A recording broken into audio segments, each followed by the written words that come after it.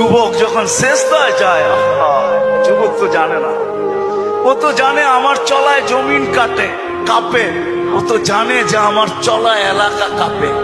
হায়, ও জানে না ওর সেজদায় যে আরশ কাঁপে, ওটাও জানে না। যদি জানতো তো এলাকা কাঁপাইতো না, যদি জানতো তো জমিন কাঁপাইতো না, ও সেজদা দিতে থাকতো আর আরশকে কাঁপাইতে থাকতো। যুবকের সেজদায় আরশ কাঁপে, আরশ। যুবক যখন সেজদায় পড়ে তা আল্লাহ ফেরেশ, নাইলে এই হাদিস কোনোদিন আসতো না। আল্লাহ ফেরেশতাকে বলে উনজুর ইলা শাব মাযা ইয়াফআল, যুবকের দিকে তাকাতো কি করে আল্লাহ জানেন। তো ফেরেশতা বলে জাআলা আজলাহু ওয়া মাজালাহু লিআজলি, সবকিছু বিসর্জন দিয়ে আপনার কুদরতি পায়ে মাথা ঠেকায় দিয়েছে। তা আল্লাহ বলে হাদা আবদি হাক্কা, এ আমার পারফেক্ট বান্দা, ইন্নী উবাহি বিহিল মালাইকা, তোমাদের উপরে আমি একে নিয়ে গৌরব করি।